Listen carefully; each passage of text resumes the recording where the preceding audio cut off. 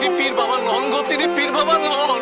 যিনার কৃপায় এই সমস্ত হতাছে, তিনি হলেন স্বয়ং কৈলাসপতি গো, কৈলাসপতি।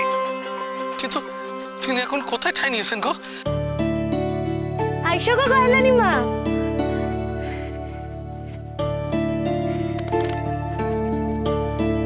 দেখো গো গয়লানি মা, পীর বাবা এইখানে বেলতলায় মাটিতে কেমন ঠাঁই নিছেন দেখো।